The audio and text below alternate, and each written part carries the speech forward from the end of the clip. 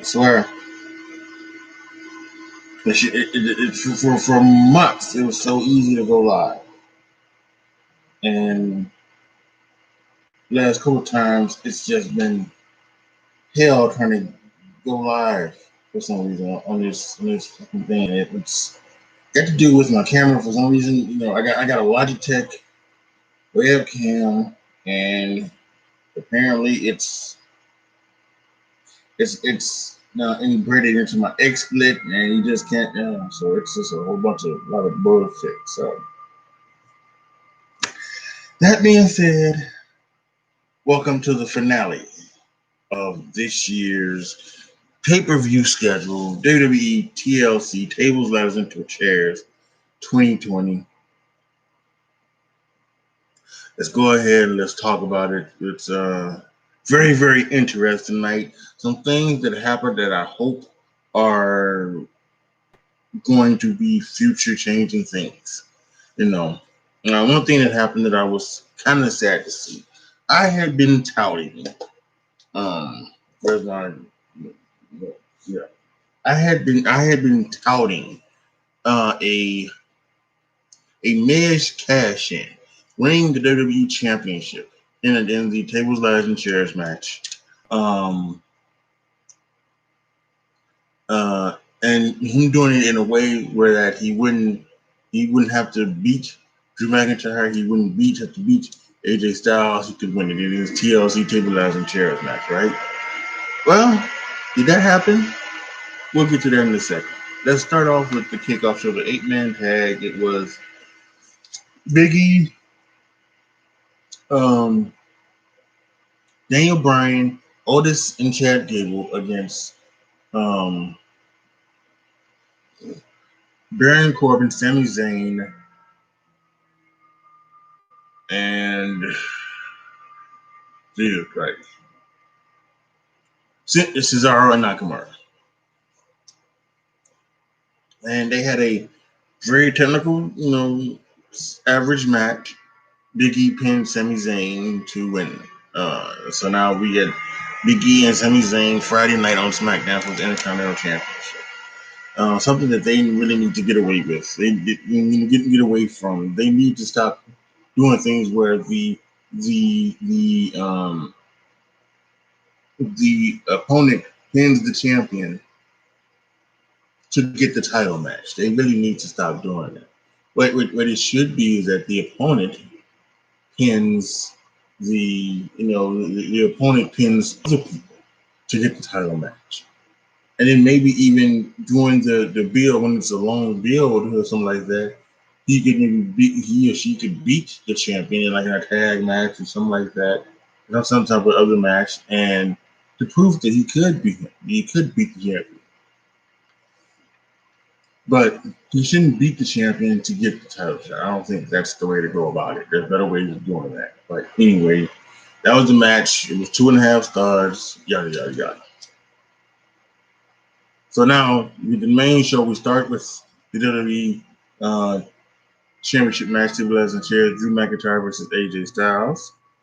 And Drew and AJ had a really cool match. I did a thing about, just a while ago about the garbage wrestling and doing all the garbage things with garbage wrestling and everything that comes along with it. And that includes the tables, ladders, and chairs matches and things like that. I think there are better ways to be doing in this match. And both matches were done, I think, in a way that was okay. That was okay, It necessarily, for the most part, actually, really, they stuck with the gimmick of the tables, the ladders, and the chairs. That's good. We didn't have garbage cans or anything like that. We did have steel stairs, but that's okay. That's around the ring. Yeah, and even in this match, the ladders weren't really used to do these ridiculous, crazy spots and everything like that. They were there. They were there to be, used as weapons. It's a lot easier to see that okay, you lose you use a ladder in a ladder match. That it is war games. You bring in a ladder for a war game match. So that doesn't make any sense. But here, the ladders obviously make sense. That the ladders be around because you need a ladder to climb up and get the championship. So I I didn't have a problem with either of these matches because I don't think that they really fit into what I was talking about when it comes to the garbage matches. This was a actual an actual gimmick match that made sense. This was what it was going for, and we had some really interesting stuff between AJ and Drew, including some psychology where AJ Styles was going after the knee. Not only is Drew bigger than AJ Styles, but if you can't walk, you can't climb. If you can't climb, you can't get the championship. So there's some strategy there. And then at one point, the Miz came back down. He cashed in his money in the bank, and he tried to go for it, but almost AJ's bodyguard stopped him, going to a table, and then AJ got up and Drew got up, and they fought for it, and Miz got back up, and then they all tried to fight for it until Drew pushed both Miz and AJ off the one of the ladders, and he climbed it up, and he retained. So Drew is still the WWE Championship. I'm disappointed that he did not put the title on Miz. I think for two reasons. One, I think just to piss a lot of people off. I would like to have seen that because I think they don't give Miz his due. It's talked about it. The wrestling fans are just sometimes it's sickening. It's sickening with their irrational thinking and irrational hate of people and their hate for Miz and another person on this show, which we will talk about in a minute. It's ridiculous. But yeah, I wanted that. And another thing is, I want the cash in to mean something. It meant something when when you won the Royal Rumble and you went on to WrestleMania and you won the championship. That meant something. It was done every year. Like I think no, but actually Shawn Michaels was the first one, but it was done pretty much every year until um until whatever whatever it was. Like it was done every year, but and then it's not done, and I'm not sure why it's not done anymore. So that was unfortunate, for me. I think, so yeah, I think if you when you cash in the money in the bank, you should get the championship. I think, yeah. I mean, and and again, even if it's like in this type of match, because I understand the time because they've had Miz being this goofy type of character more since they've kind of joined it together. They've been this kind of goofy sideshow type of thing. Okay, but then still let him win the championship, and then then like on Raw or something like that, you can have Drew win it right back, or you can have Drew win it at Royal Rumble, or in fact, how about maybe turn it around, you know, turn Miz back into this A-lister superstar, and have him go on the run until WrestleMania, but they decided not to do that, so I was a little bit disappointed in that. But it was overall a pretty good match. I thought it was really good. 4.25 star for me with my rating, and again, that was really really fun. Um, Next match was the SmackDown Women's Titles: Carmella versus Sasha Banks, and these two, I think these two are really coming close to having something really really special. I really do think so. I think we saw it on SmackDown. You guys, there's some chemistry, and they have some chemistry tonight. I really liked it. I really liked at one point when they were rolling around the mat, and Carmella was trying to go for a call of silence. She couldn't get it, and then she You got some other type of submission move that look like the Rings of Saturn type of thing. I like that. I think the ringers, there are so many moves out there that I think would be perfect for some people out there that they could do instead of the move that they're doing right now.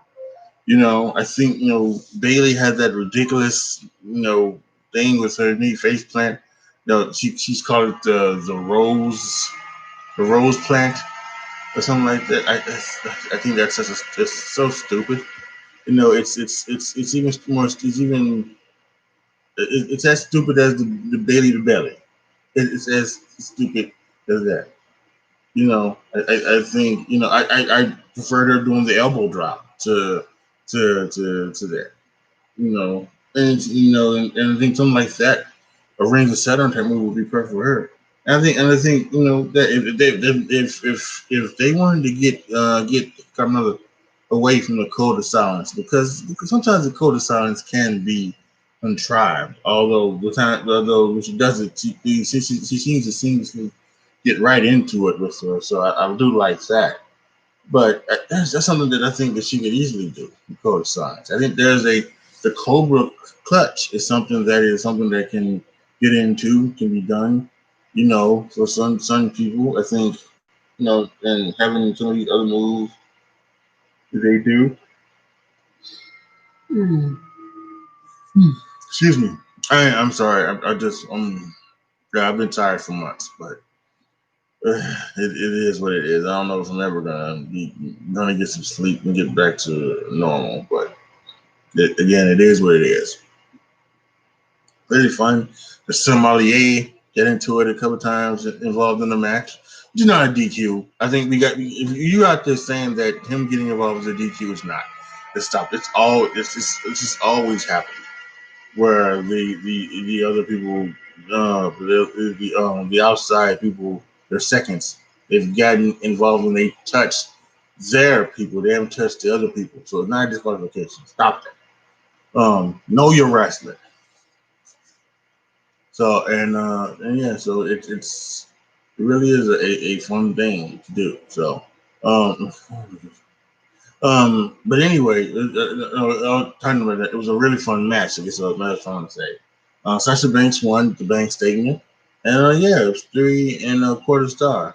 Um, listen, I don't think you two should be over, but I don't think they should go right back at it. I think we should have another thing from WrestleMania. And in fact, I would be very okay for not having a women's championship match at WrestleMania. I think at Royal Rumble. I think for SmackDown and for Raw.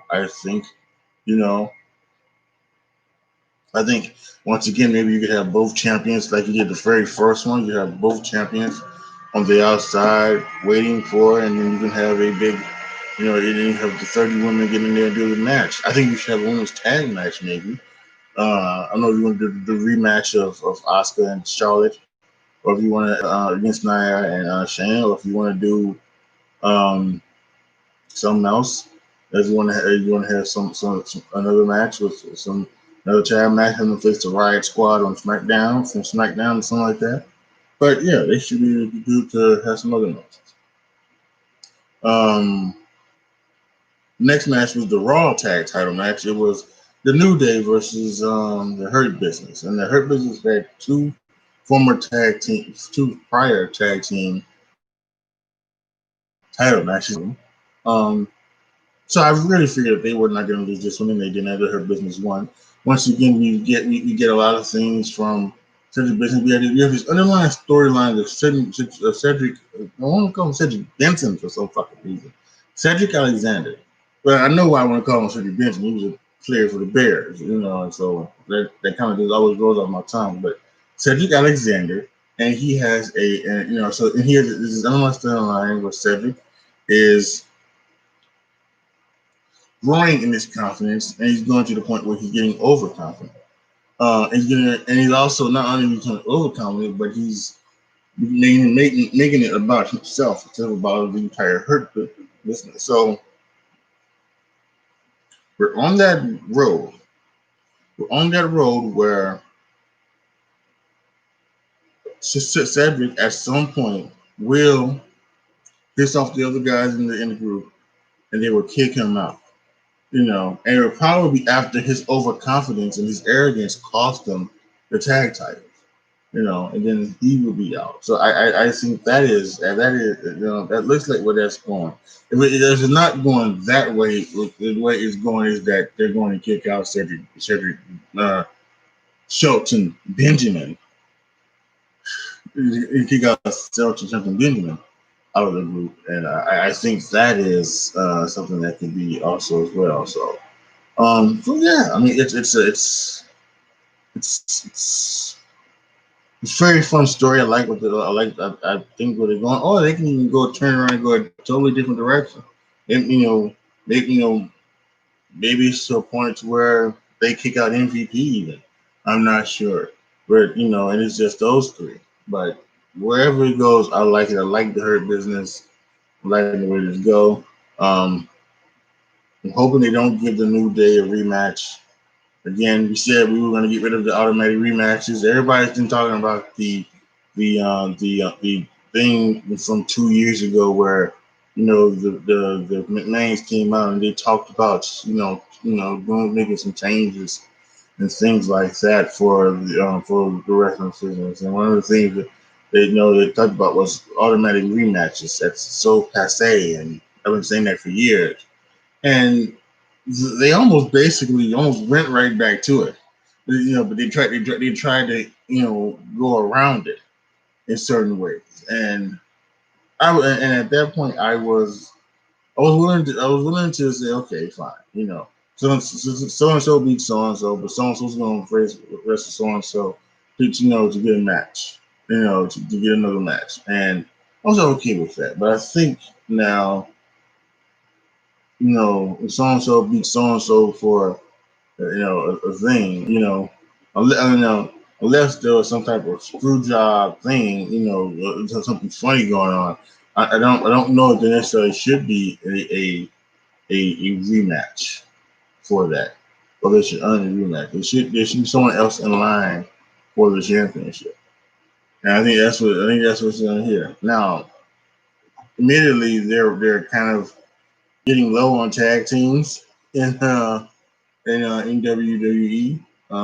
Seems like they only have 4, but maybe there's someone else out there to take on the Hurt Business, other than the New Day. Tag team match, by the way, was solid. 3 stars. The WWE Women's Tag Team match was next. It was Nia Jax and Shayna Baszler against Asuka and her partner. There was a bunch of people here. There was people. Some people were saying that it was actually going to be Lana again. Some people were talking about it was going to be either Marie. Some people were saying maybe Tessa Blanchard. Kyrie Sane had Marie was coming back. A lot of people that thought who was going to be, but many of us probably realized it was going to be Charlotte Flair, and guess who it was? It was Charlotte Flair. And this was, and by every sense of the word, this made sense. Nia kayfabe injured her, so it would be for Flair to come back and take on Nia Jax, and yeah, so and it was good. The match was what it was. I don't think it was nothing special, but it was okay. It was good enough. It was 2.5 stars, and Asuka and Charlotte Flair won, and they're the new women's tag team champions. Asuka's a double champion, so we'll have to see where we're going here. Are we going to go down the story road of feuding partners for the women's tag titles? Are we doing a thing where now Lana's going to get jealous and something like that, or how this would be an interesting story to see how this road goes. I personally don't want to see a Asuka Charlotte Flair flare up, so to speak, just yet.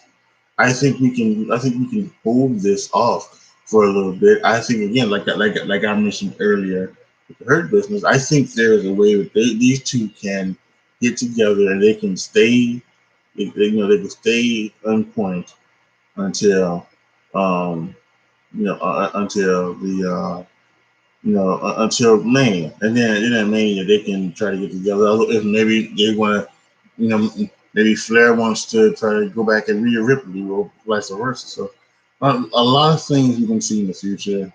And I'm looking forward to them all. Glad to have Charlotte Flair back. And if you aren't glad Charlotte Flair is back, then something's wrong with you. Also, I guess listen, I think you had to notice that obviously um her chest was smaller than it was before she left. And it was it was almost back to normal because she apparently she you know she was nothing when she came into NXT, and when you signed into WWE, that is something that they will pay for. They never tell you to go get them or to anything like that. If you want them, or if you want any other customer services, they will pay for it. During your like on your downtime, and I think that um, you know, I think she probably got them, when she was there. Um, that's I thought. I think she had to go away. Right, it was the I think it was her thing with Carmella. When Carmella cashed in, she went away for a few months. And she came back to save Becky Lynch, and then she got put into the thing. When she came back, they were a lot bigger than they were before.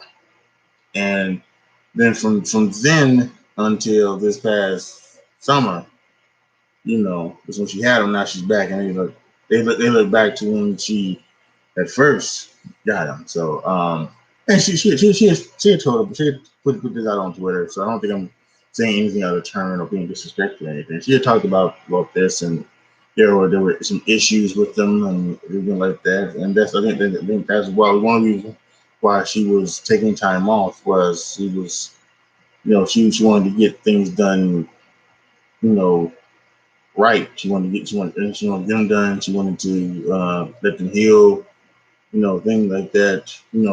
Not do it, take time off and let them heal and then come back. Because I don't know what she did. That she may have got them, healed it for a little bit, but went right back to working. But she did it. She took time, and then she took even more time off because that's what she needed. Because sometimes that's what you do. You need that time off to um to fall back in love with it. To fall back in love with it, to fall, to become, whatever it is.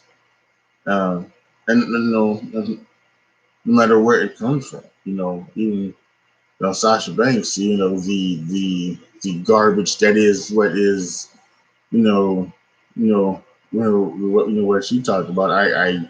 I'm sorry. I don't believe her her chronicle or whatever 24 whatever it was. She said that she lost herself, she lost Mercedes and anything like that. I don't believe that.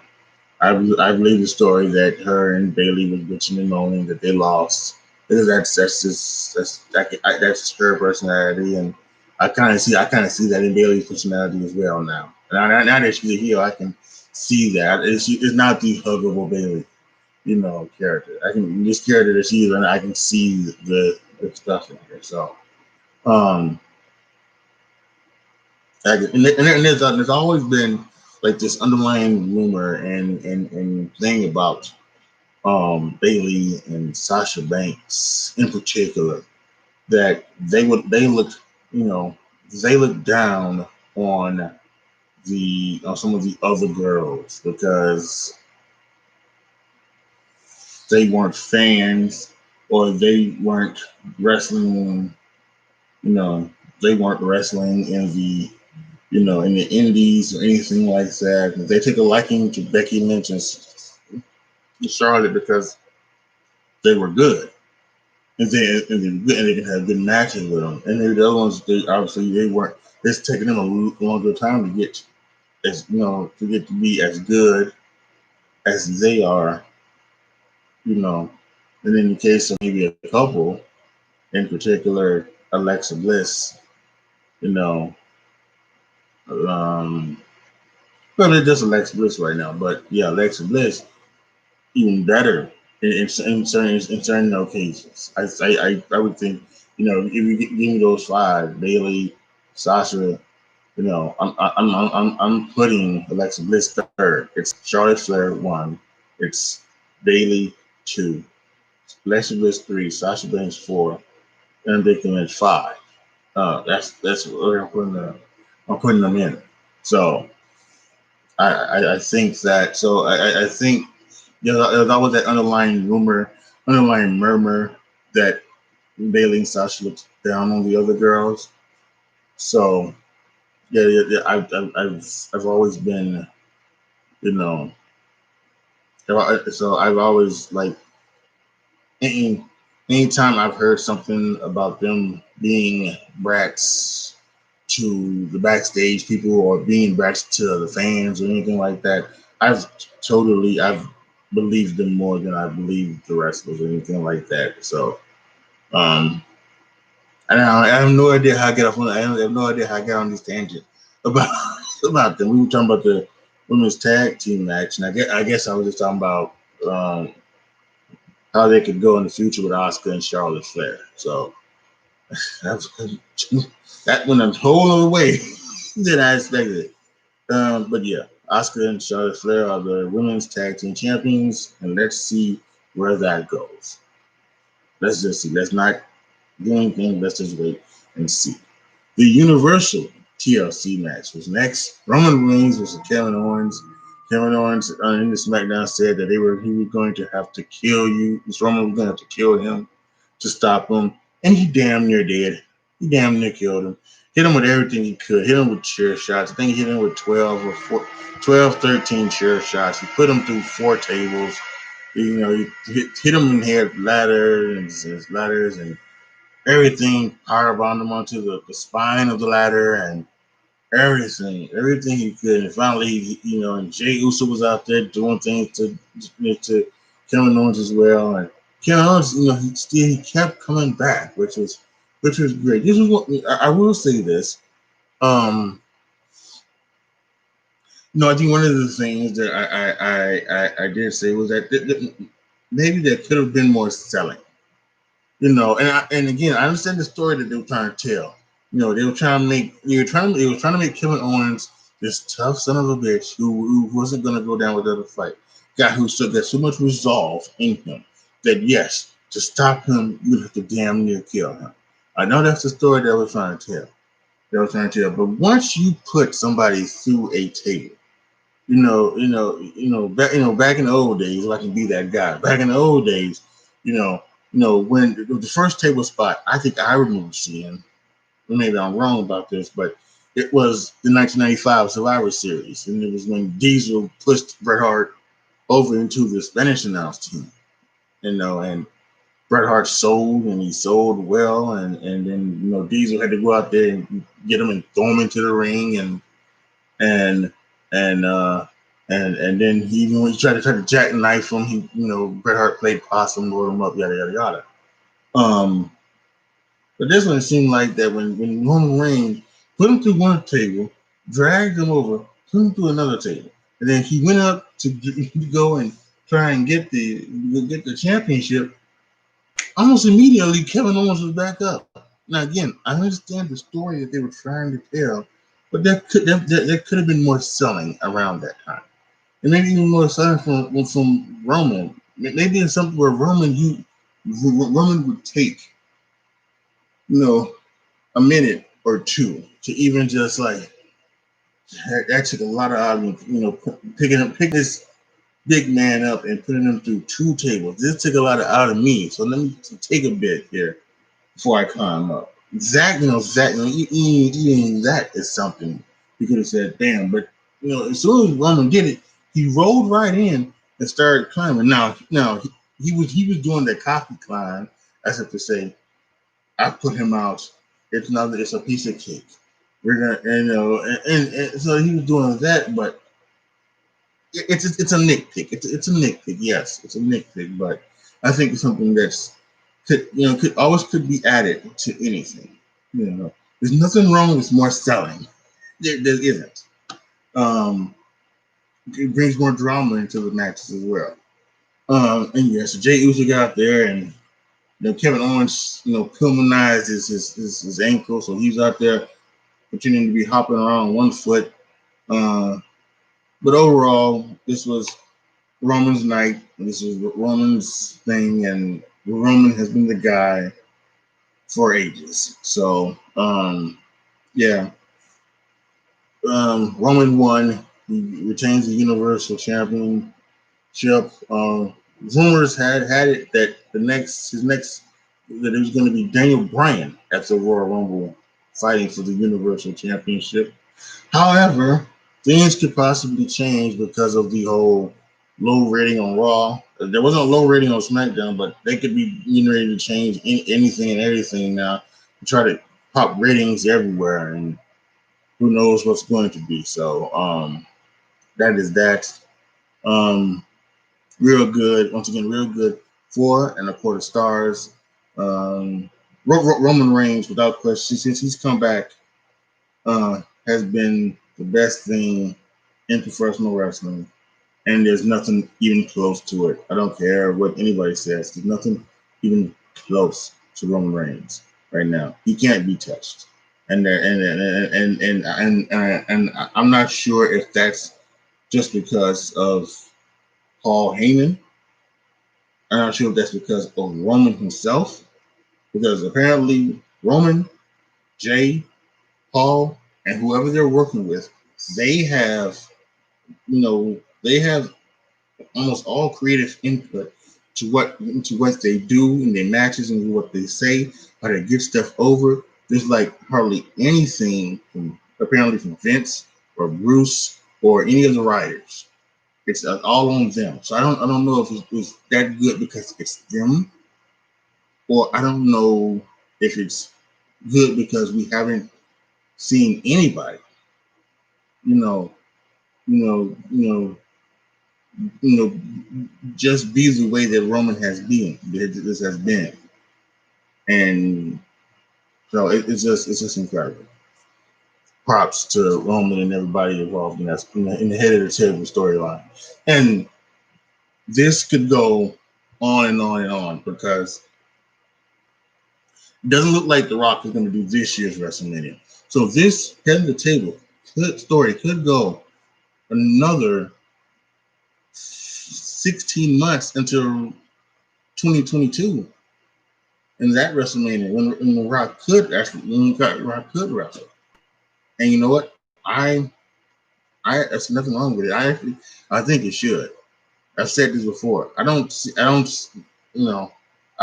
why Roman needs to lose the championship. At some point, I actually think at some point they should unify the champions and just have them be the WWE heavyweight champion, and just one champion on both shows. That could pop ratings in WWE if you think about that. And just have him be one champion, and then so then he could have to hold that championship until and then there's so many things you can do with it. I may talk about this next year in the video, but that's neither here nor there. So finally, the last match was a Firefly Inferno match between Bray Wyatt and Randy Orton. It was very confusing for me at first because they had up in the upper right hand corner live. The same thing that it was live. So I thought it was live. But there were certain things to point in the matches where you can actually see that it was taped. Especially the ending. You could obviously see that it was pre-taped. Especially when like the announcers at one point were out there. They went to the Untape, the video package to recap what happened You come back and there's no announcers there. Instead, it's those stands with the thing of fires. So, this, I said in my predictions, I didn't want any cinematic bullcrap. This was pre-taped, but it wasn't done in a cinematic. This wasn't things where it was like different. It was like 3 or 4 cameras, shooting it, shooting the same shot, anything like that. It wasn't moving cameras, and it wasn't quick cuts to you seeing Randy Orton and then I zoom into the Fiend or something like that. It wasn't anything like that.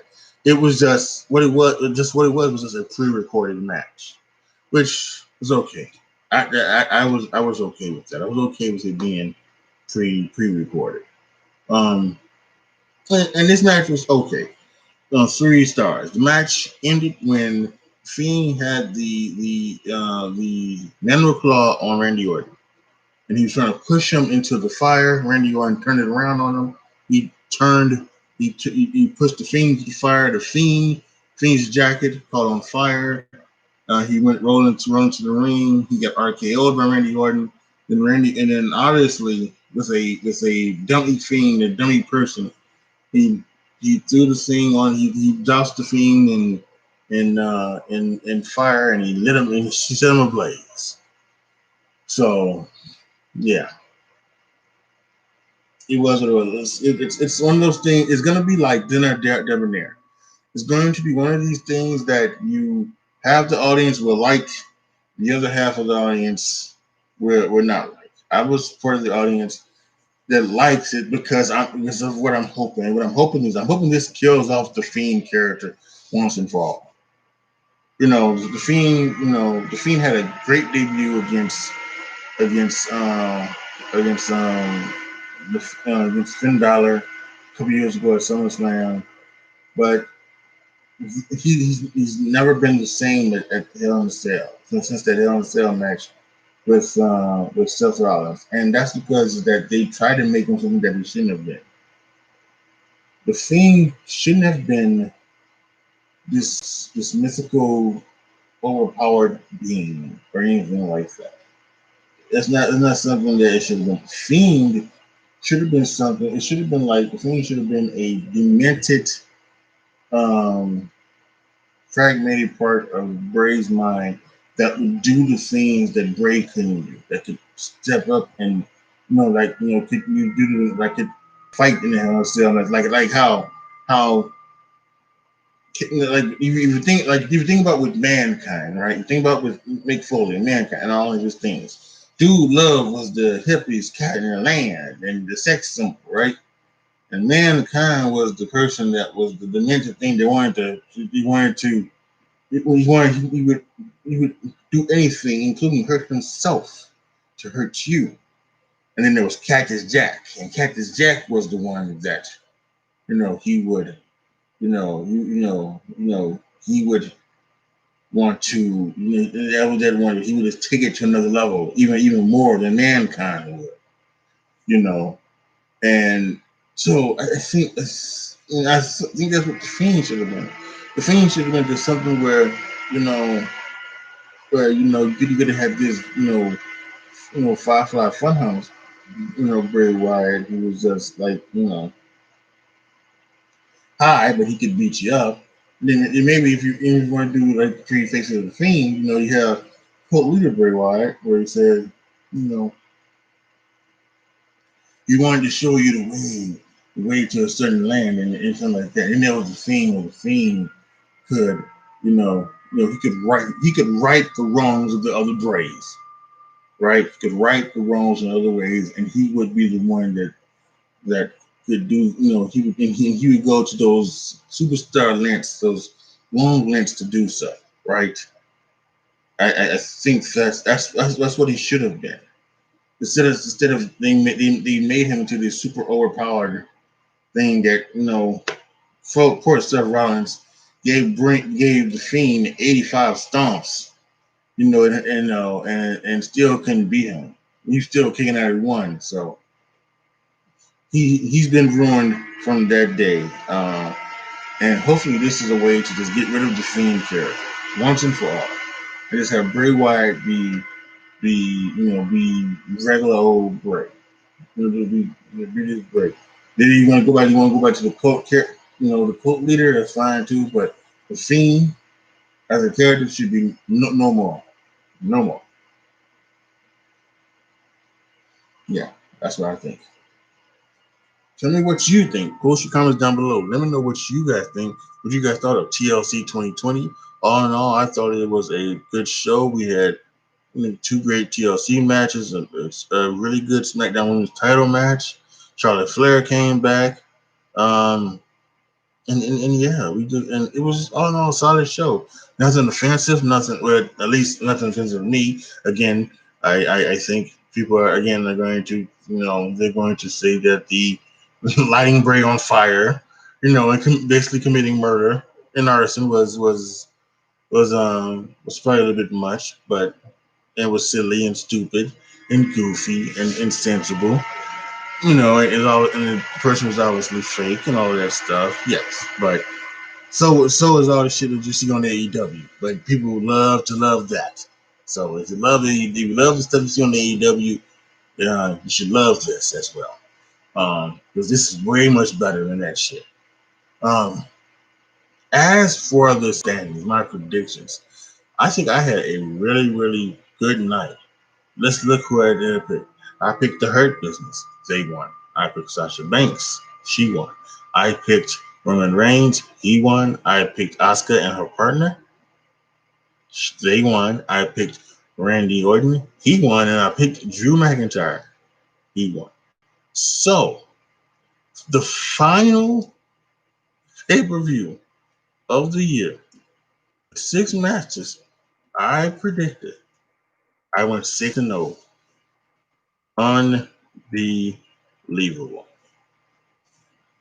So, my record on the year for predictions, I was 82-33, 6-0, 88-33 on this year. Wow, that is incredible. It really is. I say this all the time. When I was going to do predictions, I never would have thought in my wildest dreams that I would be 55 games over 500 at the end of the year. And so that's been one good thing about 2020, my predictions. So really, really fun. And I'm gonna bring them back. We're gonna start back again with either the Royal Rumble or the Takeover before the Royal Rumble was ever happening. I'm not sure. I don't know how they would do this, but one of those two, I'm gonna come back and we're gonna start over with predicting, and yeah, it should be fun. So make sure you are here when that happens.